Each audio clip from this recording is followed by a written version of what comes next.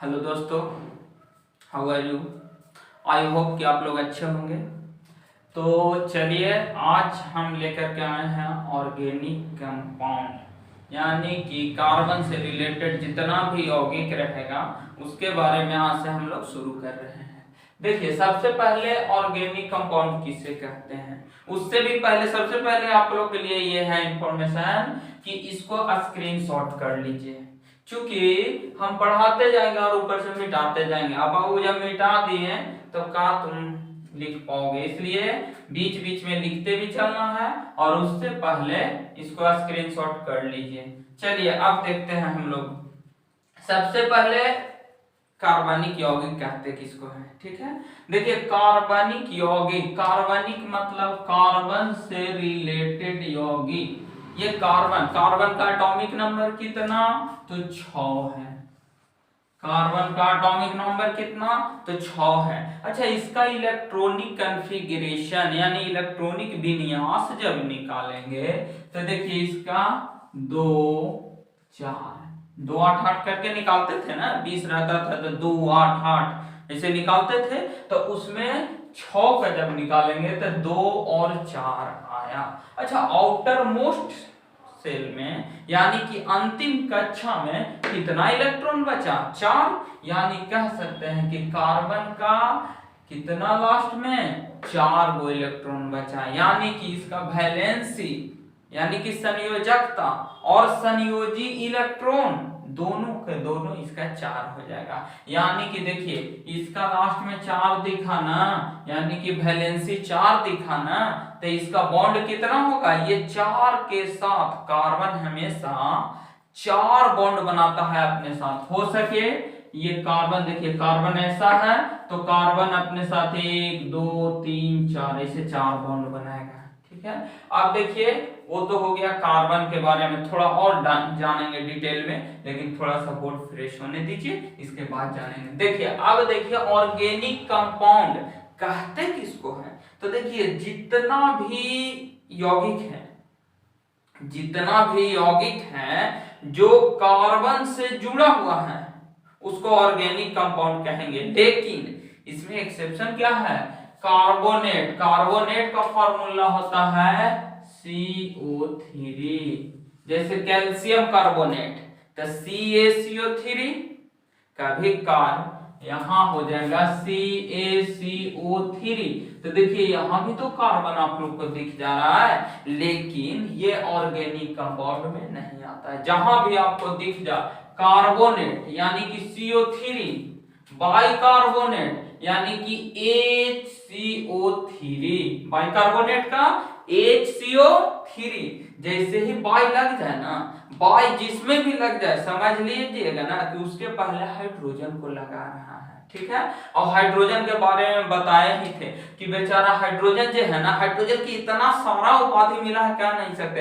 यही हाइड्रोजन को बोलते हैं कि आवारा तत्व है, ब्रह्मांड में सबसे ज्यादा मात्रा में यही हाइड्रोजन है। हाइड्रोजन ऐसा एक अधातु है जो अपने ग्रुप को छोड़ करके दूसरे ग्रुप में चल गया। मतलब पीरियोडिक टेबल पढ़ेंगे तो देखेंगे अधातु है हाइड्रोजन, लेकिन धातु वाला साइड की तरफ जाकर के बैठा हुआ है। यानी कि इसको समझिए कि नालायक कहिए, भविष्य का ईंधन भी इसी को कहा गया, हाइड्रोजन का। यानी कि हाइड्रोजन जब नालायक है, समझे, आवारा तत्व है, तो कहेंगे ना कि बाई जी के नाच हो रहा है जी, तो बाई जी के नाच देखे कौन जाएगा, तो वही ना जाएगा जो आवारा रहेगा। तो देखिए ये हाइड्रोजन, तो बाई जी के नाच यानी कि बाई सब लगल रहेगा ना, तो उसके लिए हाइड्रोजन एक्स्ट्रा हो जाता है। जैसे सोडियम बाइकार्बोनेट, देखिए सोडियम कार्बोनेट का फॉर्मूला Na2CO3 ये होता है, लेकिन जैसी बाई लग गया कि सोडियम बाइकार्बोनेट, तो सोडियम बाई में तो सोडियम का सोडियम और बाई के NaHCO3। जैसे ही आपको बाई दिखे बस समझ जाना है कि बीच में कहीं ना कहीं हाइड्रोजन है। और देखिए ये जो बाई है, ये बीच में H लग गया, ये खाने वाला सोडा, सोडा दो तरह का है कि ये सोडा एक ये सोडा। जैसे ही बीच में एच देखे समझो कि आप खा जाइएगा, क्योंकि देखिए पानी पीते हैं ना तो पानी में H2O फॉर्मूला होता है यानी एच रहता है, यानी समझ जाइए कि खाए वाला चीज है उसमें एच रहेगा, और ना खाए वाला चीज है यानी कि धोवे वाला चीज है, सरफ हो गया, साबुन हो गया, उसका सोडा का फॉर्मूला ये होगा। ये हो गया खाने वाला सोडा, खाने वाला सोडा हो जाएगा, और ये धोने वाला सोडा हो जाएगा। ठीक, अब देखिए हम लोग यहां थे बाइकार्बोनेट का फॉर्मूला HCO3। तो अगर CO3 जहां भी कार्बोनेट, बाइकार्बोनेट और साइनाइड, साइनाइड का CN होता है, साइनाइड का CN होता है, ये तीनों जहां भी दिख जाए ना तो समझ जाइए कि वो ऑर्गेनिक कंपाउंड नहीं है। और इसके अलावा जितना भी आपको दिख जाए जहां कार्बन प्रेजेंट हो वो ऑर्गेनिक कंपाउंड हो जाएगा। चलिए ये लाइन समझ में आ गया, इसको मिटा देते हैं। चलिए लीजिए इसको मिटा देते हैं, एक लाइन और मिट गया। अच्छा ठीक है, देखिए इसमें लिखा हुआ था कि 1800, यहां आ जाते हैं, छोड़ दीजिए। इसके बाद से देखिए कुछ कार्बनिक उदाहरण। देखिए पहले ऐसा जाना गया था ना, ऑर्गेनिक कंपाउंड के बारे में सबसे पहले बोला गया था कि ये जो कार्बनिक कंपाउंड है ना से बन करके जैविक प्रकार से, जैविक से बना है, जैविक, जैविक समझ रहे हैं ना, उससे बना है। लेकिन एक वैज्ञानिक थे बोहलर साहब, बोहलर साहब एक वैज्ञानिक थे, और बोहलर साहब ने जब यूरिया का खोज किया, देखिए यूरिया, यूरिया का खोज किया, यूरिया, और यूरिया ऐसा एक कार्बनिक यौगिक है ना, ये यूरिया ऐसा कार्बनिक यौगिक है जो लेबोरेटरी में, यानी कि कार्बनिक यौगिक है जो लेबोरेटरी में बनाया गया। क्वेश्चन पूछता है कि कौन सा ऐसा अकार्बनिक पदार्थ है जो कि सबसे पहले लेबोरेटरी में बनाया गया।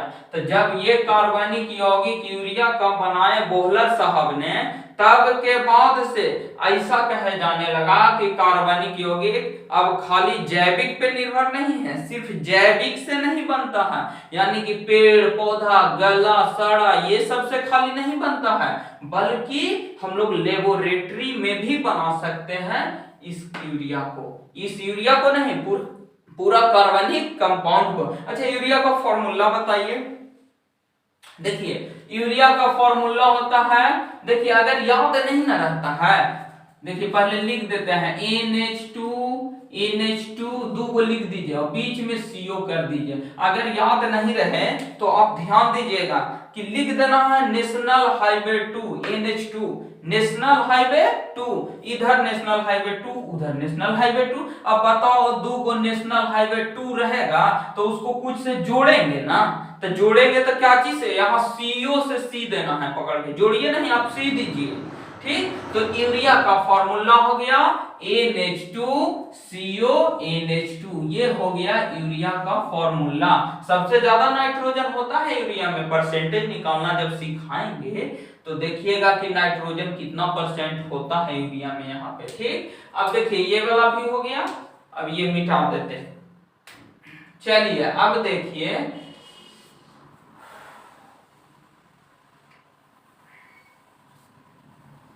चलिए आगे देखते हैं कुछ कार्बनिक उदाहरण।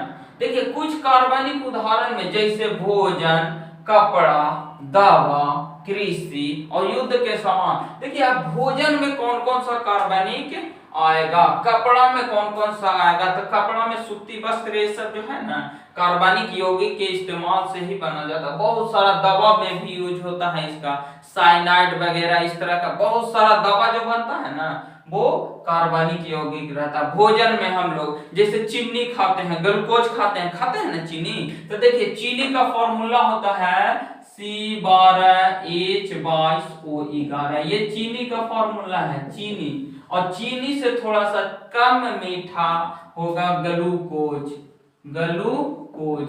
अब देखिए ग्लूकोज का फॉर्मूला क्या होगा, तो इसका हो जाएगा C6H12O6, ये ग्लूकोज का फॉर्मूला होगा, और ये चीनी का फॉर्मूला। ये सब भोजन में आता है ना, प्रोटीन बहुत सारा आता है, तो ये सारा का सारा कार्बनिक यौगिक का उदाहरण है। ठीक है, अब आगे आते हैं। कार्बनिक यौगिक में सह संयोजक बंध होता है। अब देखिए बंधन के बारे में थोड़ा सा जान लेते हैं। देखिए सह संयोजन बंधन, इसके बारे में थोड़ा सा जान लेते हैं। देखिए बॉन्ड जो होगा ना, बॉन्ड 4 तरह का बॉन्ड होता है। एक बॉन्ड होता है, देखिए एक बॉन्ड अगर हम लोग जानते हैं, पहला बॉन्ड के बारे में जानेंगे, वैद्युत संयोजक। वैद्युत संयोजक, ठीक। एक दूसरा बॉन्ड होता है सह संयोजक। सह संयोजक, सह संयोजक। तीसरा बॉन्ड पढ़ेंगे उपसह संयोजक। उपसह संयोजक या संयोजी बॉन्ड, उपसह संयोजी बॉन्ड। फोर्थ में पढ़ेंगे हाइड्रोजन बॉन्डिंग, हाइड्रोजन बंधन। ठीक है, अब देखिए इसमें वैद्युत संयोजन में क्या होगा, अगर एक धातु अधातु से रिएक्शन करेगा और धातु अपना सारा का सारा इलेक्ट्रॉन अधातु को त्याग देगा, समझे। देखिए इसमें क्या होता है वैद्युत संयोजन, जैसे NaCl, सबसे पहले सोडियम क्या है तो धातु है, क्लोरीन क्या है अधातु है। अब देखिए ये सोडियम एक क्लोरीन, एक धातु है एक अधातु है। इसके पास लास्ट में कितना सेल है 1 पॉइंट, और इसके पास 7, तो ये पूरा का पूरा अपना 1 इलेक्ट्रॉन इसको दे करके ऑक्टेट पूरा करता है। तो अगर एक धातु एक अधातु हो और फर्स्ट वाला यानी कि धातु अपना सारा का सारा इलेक्ट्रॉन त्याग करके ऑक्टेट पूरा करता है, अष्टक पूरा करता है, तो इस तरह के जो बॉन्ड बनेगा उसको कहते हैं वैद्युत संयोजन। यानी Na और Cl के बीच में जो बॉन्ड बनेगा तो कैसा होगा तो वैद्युत संयोजन। दूसरा क्वेश्चन सह संयोजी, इसमें क्या होगा ना कि दोनों अधातु और अधातु रहेगा।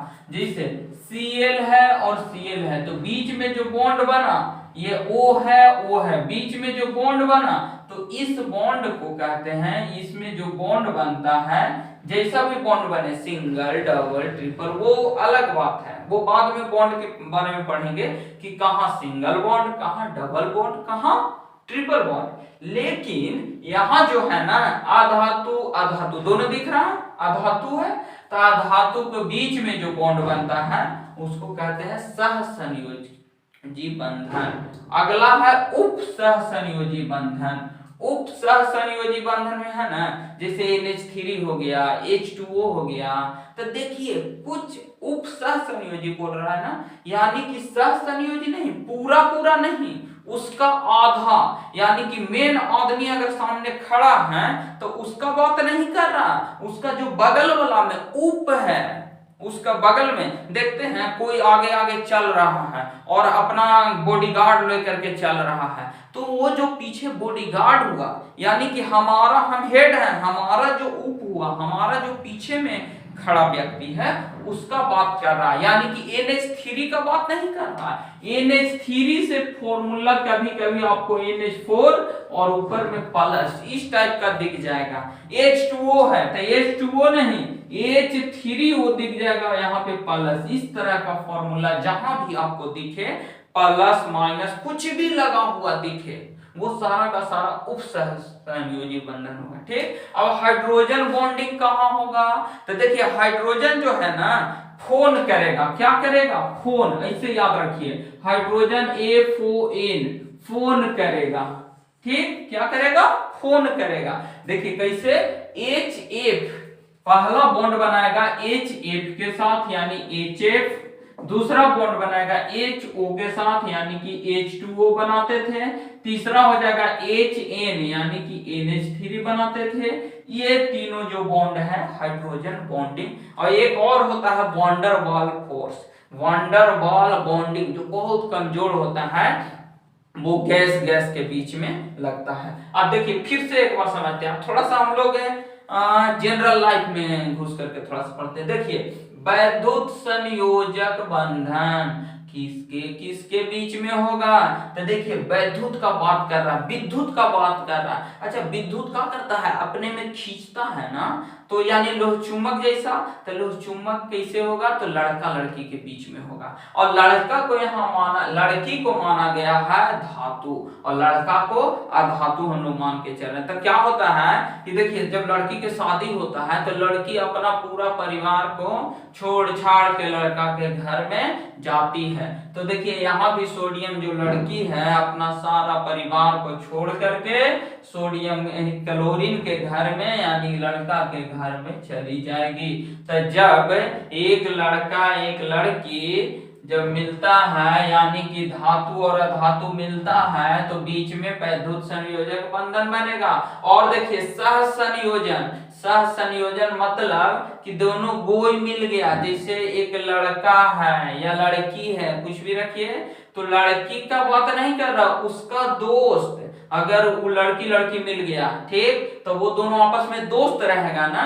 तो दो दोस्त के बीच में लड़का लड़का या लड़की लड़की जो भी मिले, तो यानी कि अधातु अधातु जो मिले उसके बीच में जो बॉन्ड बनेगा सह संयोजी। देखते हैं मित्र मित्र को बड़ी सहयोग करता है, सह सहयोगी, बहुत बेचारा सहयोग करता है, इसलिए सह संयोजक बंधन ClCl के बीच में होगा। और ये उप सह संयोजन मतलब वो मित्रवो नहीं, मित्रवो के मित्रवा, जो एक और है अलग बगल से। देखते हैं लड़ाई झगड़ा होगा तो एक दो को बहकावे वाला रहता है, तो जो बहकावे वाला रहता है ना वो एक्स्ट्रा में रहता है, समझे? वो आपके साथ लड़ाई नहीं करने जाएगा, एक्स्ट्रा में जाएगा, कहीं भी जाएगा, मित्र के साथ जाएगा तो एक्स्ट्रा में जाएगा, खाने के पार्टी में दिए हैं तो एक्स्ट्रा में जाएगा। जैसे महिला का अगर कहीं गए हैं, छोड़िए उधर बात, चलिए आगे देखिए। हाइड्रोजन बॉन्डिंग में तो फोन करेगा, समझ जाइए, फोन कहाँ करेगा, समझ रहे हैं ना, कहाँ करेगा?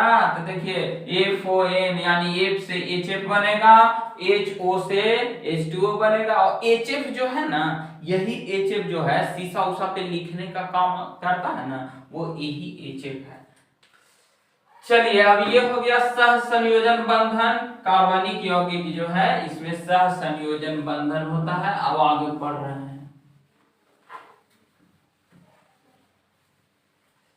चलिए अब देखिए कार्बन तथा इसके साथ जुड़ने वाले तत्व। देखिए कार्बन के साथ कौन कौन जुड़ता है? देखिए कार्बन के साथ बहुत जुड़ता है, कार्बन के साथ H जुड़ सकता है और H जुड़ करके CH4 बना सकता है, इस तरह से बनेगा ठीक। HN हो सकता है, HN कहना है, देखिए CN इस तरह से बन सकता है, C के साथ O बन सकता है, CO2 बन सकता है। लेकिन जब CO2 बनेगा समझे तो ये कार्बनिक यौगिक नहीं रह जाएगा।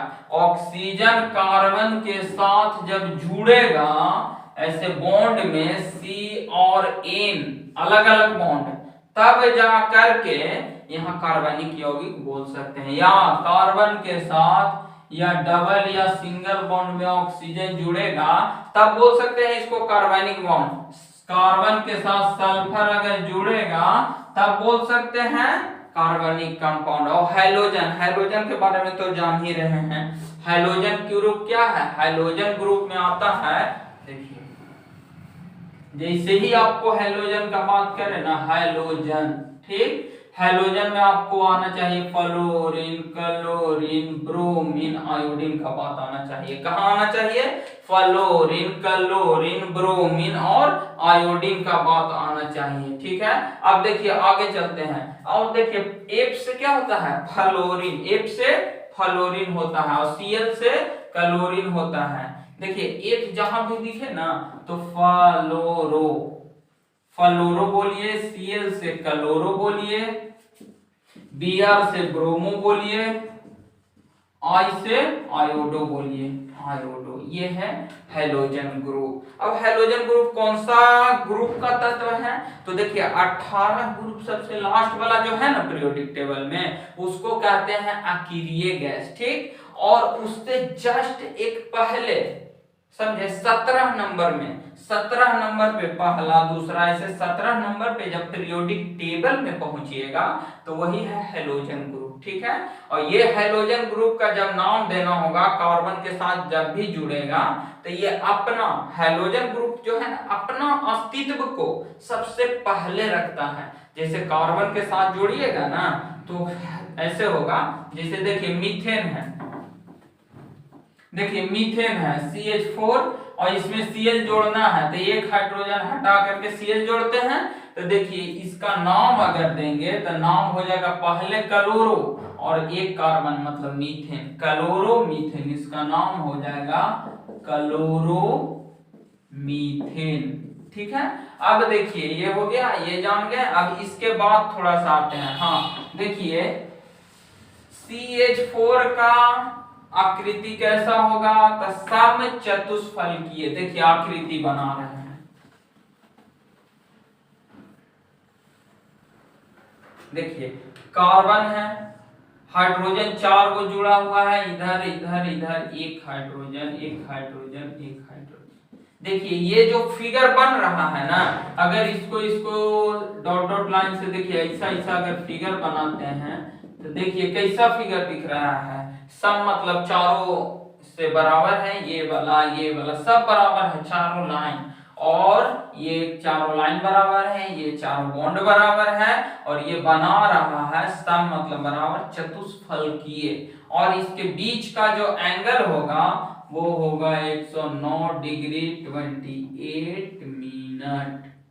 देखिए यहाँ लिखा हुआ है 109 डिग्री। अगर देखिए अगर ये H को हटा देते हैं, ठीक, तो देखिए H को हटा करके अगर हम लोग बनाएंगे कार्बन टेट्रा क्लोराइड, टेट्रा मतलब 4, ठीक, यानी कि CCl4, यानी कि एक कार्बन में उसी तरह से 4 को अगर क्लोरीन जोड़ देंगे तो इसको कहते हैं कार्बन टेट्रा क्लोराइड, ठीक। इसका भी बॉन्ड एंगल इतना होगा और ये सम चतुष्फलकीय फिगर इसका भी बोलेंगे।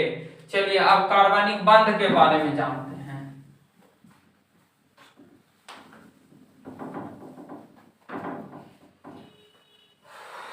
चलिए कार्बनिक बंध, देखिए कार्बनिक बंध में है ना कार्बन जो है, कार्बन का देखिए कार्बन का अगर डिटेल जाएंगे, कार्बन, ठीक, ये कार्बन कहाँ कहाँ होता है तो देखिए ये कार्बन जो है ना, ये कार्बन का परमाणु संख्या कितना है तो सबसे पहले परमाणु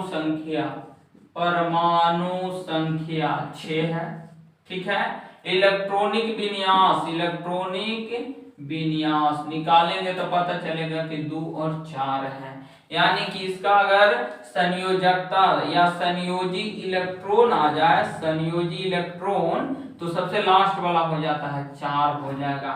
अगर कोर इलेक्ट्रॉन कह दे, कोर इलेक्ट्रॉन, तो लास्ट वाला को छोड़ करके, यानी लास्ट में 4 है, इसको छोड़ करके जितना भी बचता है, तो यहाँ तो 2 ही बचा, तो ये हो जाएगा कोर इलेक्ट्रॉन, ठीक। अब कार्बन के साथ है देखिए संयोजी इलेक्ट्रॉन 4 को है और संयोजकता कितना है, देखिए संयोजकता 4 है। अच्छा ये धातु है कि अधातु है तो कार्बन अधातु है, धातु नहीं है, अधातु है। और ये कार्बन का बारे में 2 गो अपरूप सुने होंगे, ऐसे तो 3 अपरूप बोलता है कहीं कहीं, लेकिन हम लोग 2 अपरूप के बारे में जानते हैं, तीनों अपरूप के बारे में जानते हैं। देखिए 3 अपरूप, ठीक, पहला जानते हैं हीरा, दूसरा जानते हैं ग्रेफाइट,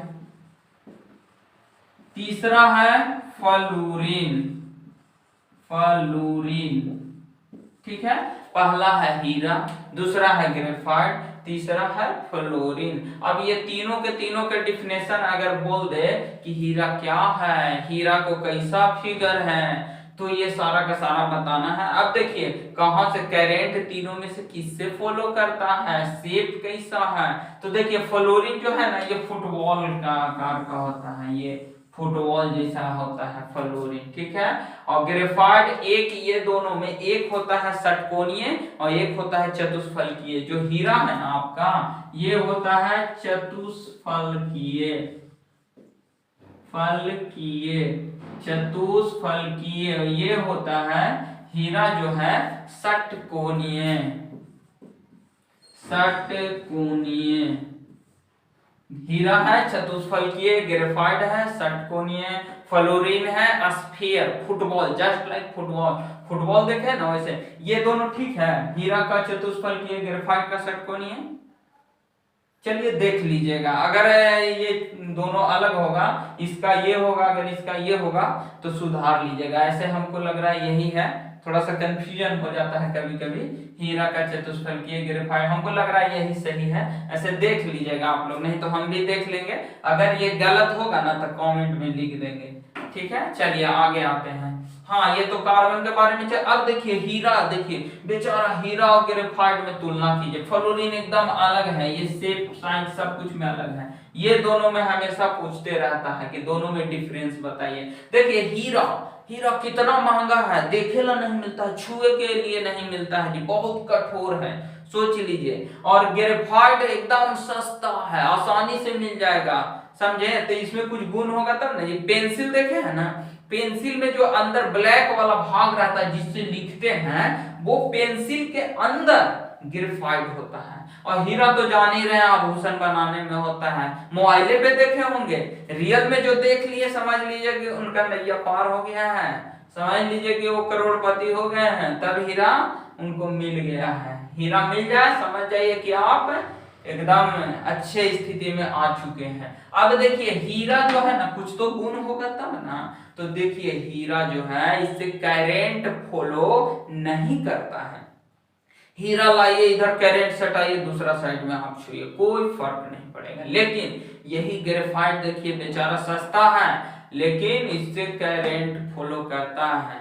कभी भी इधर पेंसिल के दोनों तरफ छील के इधर पकड़ के और इधर वाला करंट नहीं दीजिएगा, नहीं तो ये मार देगा आपको करंट, ठीक है। अब यही कार्बन के लास्ट में कितना दिखा, 4 दिखा ना, ठीक, यानी कि वैलेंसी 4 दिखा ना। तो हमेशा कार्बन जो है ना अपने साथ या तो सिंगल बॉन्ड बनाएगा, या तो डबल बॉन्ड बनाएगा, या तो ट्रिपल बॉन्ड बनाएगा, या तो सिंगल बॉन्ड से चारों ओर खींच जाएगा, ठीक, ऐसा होगा।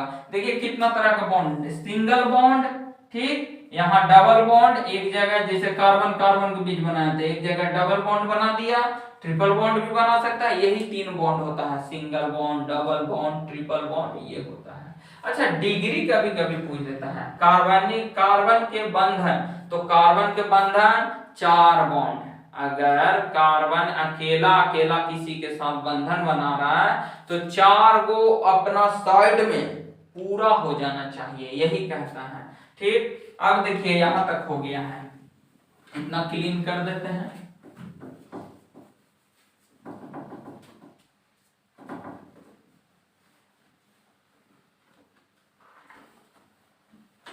चलिए आगे आते हैं। देखिए एल्काइल समूह क्या है, ठीक। अब देखिए एल्काइल समूह के बारे में थोड़ा सा जानते हैं। एल्काइल समूह क्या है, देखिए हम लोग जानते हैं एल्केन, एल्कीन, एल्काइन, पहले इसके बारे में जानते हैं। एल्केन के जब समान सूत्र पूछेगा तो तीनों का समान सूत्र 1 2 3, ये बहुत ही वीवीआई है, बहुत क्वेश्चन में तो डायरेक्ट पूछते हैं, समझे। बहुत सारा जगह जाइएगा एग्जाम देने तो ये चीज एकदम डायरेक्ट पूछेगा कि इसका समान सूत्र क्या होता है बताइए। तो देखिए एल्केन का समान तीनों जगह लिखने का तरीका इसे समझ लीजिए, CnH2n, CnH2n, CnH2n, तीनों जगह लिख दिए। इसके बाद क्या करना है, जब लिख देंगे तो यहाँ +2 लास्ट में -2, यही कर देना है बस, इसके अलावा कुछ नहीं। ये एल्केन का समान सूत्र हो जाएगा, ये एल्कीन का समान सूत्र हो जाएगा, ये एल्काइन का समान सूत्र हो जाएगा। अब करते कैसे हैं, तो देखिए यहाँ n बराबर 1 रखेंगे, तो देखिए अगर यहाँ n बराबर 1 रखिएगा तो C1, फिर यहाँ 1 रखिएगा तो 1 गुने 2, 2 गुने 1, 2 होता है, +2 कितना हो गया 4। यहाँ देखिए अगर n बराबर 2 से शुरू होता है, इसमें सब में n बराबर 2, ठीक। तो n बराबर 2 से अगर शुरू हुआ तो देखिए यहाँ 2 रखिएगा तो C2, यहाँ 2 दूनी 4 यानी कि H4।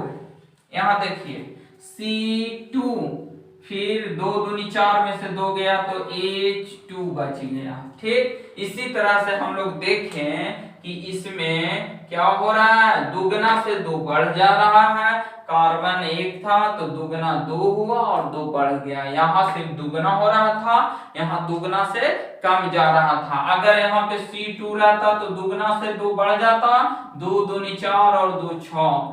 C3 3 दूनी 6 और 2 8। C4 4 दूनी 8 और 2 10। C5 5 दूनी 10 और 2 12। यहाँ क्या दुगना यानी कि 3 रखते, 3 दूनी 6, 4 रहता तब 4 दूनी 8 4।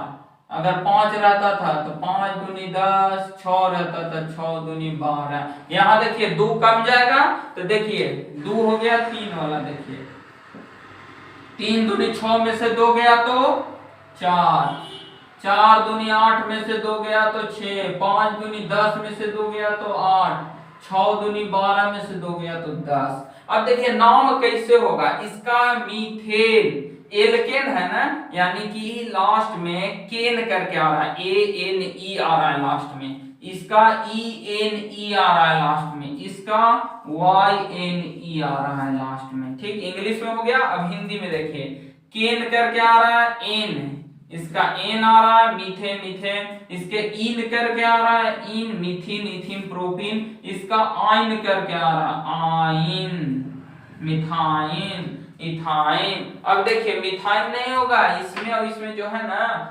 ये संख्या जो है कार्बन का 2 से शुरू होगा। अब नाम थोड़ा जान लेते हैं। यहाँ देखिए एक कार्बन तो मीथेन बोलते थे, इसका नाम हो जाएगा मीथेन, इथेन, प्रोपेन, ब्यूटेन, 4 का होता है ब्यूटेन, पेंटेन। देखिए पेंटेन तक हो गया। अब यहाँ ये नाम 2 कार्बन तो इथेन बोलते थे, तो 2 कार्बन यहाँ हो जाएगा इथीन। 3 कार्बन तो यहाँ 3 कार्बन में देखिए प्रोपेन था तो यहाँ हो जाएगा प्रोपीन, इन प्रोपीन, ब्यूटीन, पेंटीन, हेक्सीन,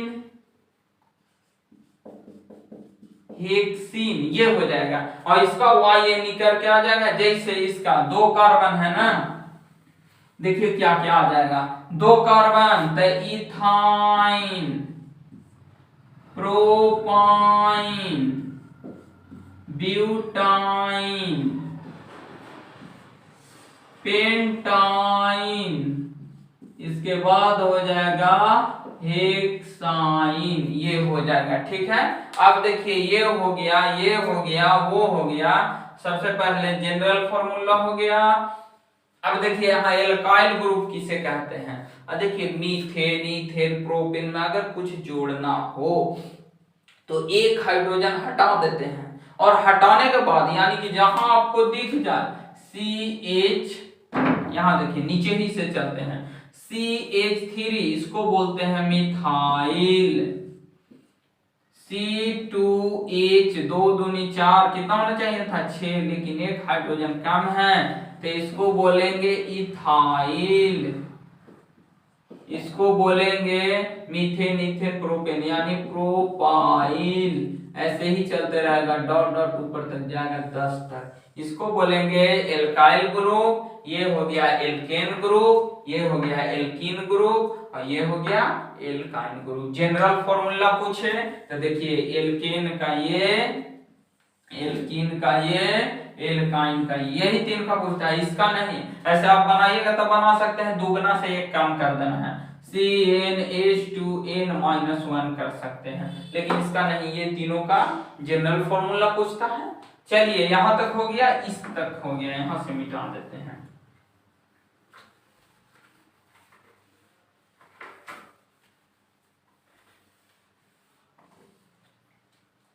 चलिए देखिए अभिक्रियात्मक समूह, ठीक है, देखिए इसमें आएगा हैलोजन आ जाएगा। 2 तरह का अभिक्रियात्मक समूह में है, एक हैलोजन और एक है यहाँ पे आ जाएगा OH आ जाएगा, CHO आ जाएगा और COOH आ जाएगा, और भी आएगा, कीटोन वगैरह भी आता है, लेकिन अभी इस पे फोकस करते हैं। हेलोजन, हेलोजन में बताए थे फ्लोरीन, क्लोरीन, ब्रोमीन, आयोडीन के बारे में। क्लोरीन, फ्लोरीन, क्लोरीन, ब्रोमीन और आयोडीन के बारे में। जबकि OH मतलब अल्डिहाइड, अल्डिहाइड, अल्डिहाइड बोल रहे हैं, इसमें जो है ना हाइड्रोक्सी बोलते हैं, अल्कोहल बोल सकते हैं, अल्कोहल, और इसको अल्डिहाइड बोलेंगे, अल्डिहाइड। ये है अल्कोहल, वो है अल्डिहाइड, और ये है एसिड, ओइक एसिड इसको बोल सकते हैं। ठीक है, अब देखिए इसमें जो है ना यही है क्रियात्मक समूह। अब देखिए इसका नामकरण कैसे होता है, कार्बनिक यौगिक का वर्गीकरण। अच्छा देखिए ये भी थोड़ा सा जान ही लीजिए, कार्बनिक यौगिक का वर्गीकरण कैसे कैसे किया गया है। तो देखिए इसमें दो तरह से वर्गीकरण में किया गया है। ठीक, एक जो है ना ओपन चेन मतलब खुला है, ठीक, और एक है बंद है, साइकिल में है। सबसे पहले इसके बारे में और थोड़ा डिटेल जानते हैं। जब IUPAC में पढ़ेंगे ना तब फिर क्लियर हो जाएगा। 2 क्लास में ऑर्गेनिक केमिस्ट्री पूरा समाप्त हो जाएगा। आज ये थोड़ा थ्योरी चल रहा, फिर से कल थोड़ा सा और ऑर्गेनिक में थ्योरी चलेगा। इसके बाद इसमें जो जो क्वेश्चन किया गया है हार्ड क्वेश्चन, वो सारा क्वेश्चन करवा देंगे कि एग्जाम में कैसे पूछता है। ठीक, चाहे जो भी एग्जाम हो, सारा एग्जाम में इससे कुछ ना कुछ क्वेश्चन रहता है। अब देखिए अभी क्रियात्मक समूह क्या है, तो देखिए हेलोजन हो गया। हेलोजन में देखिए मिथाइल है ना, तो CH3Cl जोड़ दे रहे हैं। ठीक है, CH3Cl, तो देखिए ये Cl मतलब क्लोरो। ठीक, यहाँ बताए थे हेलोजन में होता है फ्लोरीन, क्लोरीन, ब्रोमीन, आयोडीन होता है, और एक जहां दिखे ना तो इसको फ्लोरो बोला जाता है, फ्लोरो, क्लोरो, ब्रोमो और आयोडो, आयोडो। ठीक, यानी कि इसका नाम हो जाएगा, और एक ऐसा हेलोजन ग्रुप है ना कि इसका नामकरण में ये बेचारा अपने आप को सबसे पहले रख देगा। समझे, कहेगा कि देखिए लड़ाई झगड़ा कुछ भी हुआ ना, सबसे पहले हम एकदम सीना ताने खड़ा रहेंगे, हमको गोली लगने के बाद ही हम किसी के साथ जुड़े हुए हैं तब वो बेचारा मरेगा। यानी कि देखिए अपना नाम सबसे पहले ला जाएगा, क्लोरो, इसके बाद एक कार्बन तो मीथ, यानी कि मीथेन लिख दीजिए, एक कार्बन को मीथेन। अच्छा इसमें ऐसे रहता CH3 या 2 रहता, ठीक, C2H5Cl या F कर दे रहे हैं, F क्या नाम हो जाता है, F मतलब फ्लोरो, और C 2 को दिख गया, 2 कार्बन दिखे तो इथेन, यानी कि फ्लोरो इथेन, इथेन, इथेन होता है फ्लोरो इथेन। देखिए इसी को कहीं कहीं जो है ना ये फ्लोरो इथेन या जितना भी लॉन्गेस्ट चेन में है तो कार्बन क्या है वो 1 2, यानी स्ट्रक्चर बने, हाइड्रोजन क्या है वो 5 गो, 1 2 3 4, 1 2 3 4 5 गो हाइड्रोजन और एक फ्लोरीन जोड़ देते हैं, H H H H। ऐसा फिगर कहीं कहीं देता, कहीं कहीं इसी को ऐसे लिख देगा CH3, यानी कि कार्बन के साथ 3 गो हाइड्रोजन है, इस कार्बन के साथ 2 गो हाइड्रोजन है और इधर F जुड़ा हुआ है, ऐसे लिख देगा। ठीक, और कहीं कहीं अब ये लंबा थोड़ा होता तो देखिए लंबा में कैसे होता, जैसे रहता CH3 CH2 CH2 CH2 और CH3। देखिए जब इस तरह से एकदम लंबा तो कै गो कार्बन, 1 2 3 4 5, 1 2 3 4 5, यानी कि 5 कार्बन है तो 5 दूनी 10 और 2 12, यानी 5 में क्या होता था पेंटेन, तो पेंटेन में 12 होना चाहिए, 5 दूनी 10 दोबारा होना चाहिए, दुगना से 2 जाता, तो पेंटेन में देखिए गिन लेते हैं, गिनिए 5 गो कार्बन, 3 2 5 2 7 2 9 और 3 12 हो गया ना हाइड्रोजन 12 गो। तो हाइड्रोजन को कभी इसमें काउंट ही हम लोग नहीं करेंगे, ऑटोमेटिक वो बेचारा अपने आप से सीधा हो जाएगा, कहेगा कि जहां भी है ना वो ऑटोमेटिक कम बेसी हो करके फिक्स ही रहेगा, एकदम कम बेसी होगा ही नहीं। तो कहीं कहीं ऐसे दे दिया जाता है, ठीक है। और इसी को कहीं कहीं क्या को कार्बन है 1 2 3 4 5, देखिए वही 5 कार्बन को कहीं कहीं ऐसे लिख देगा CH3 CH2 CH2 CH2 CH2 CH2 1 2 3 4, यहाँ पे CH2 हो जाएगा, ठीक ऐसा दिख जाएगा। तो देखिए ये साइकिल में दिख रहा है कि नहीं, एक चेन में इसे बंद है कि नहीं, तो जब चेन में बंद है इसको कहते हैं साइक्लिक, साइकिल में बंद है। और एक बेचारा यही पांचों खुला खुला था, इसको बोलेंगे एलोफैटिक, क्या बोलेंगे एलिफैटिक। तो कार्बनिक यौगिक को वर्गीकरण 2 भागों में बांटा गया है, एलिफैटिक और एक हो गया साइक्लिक।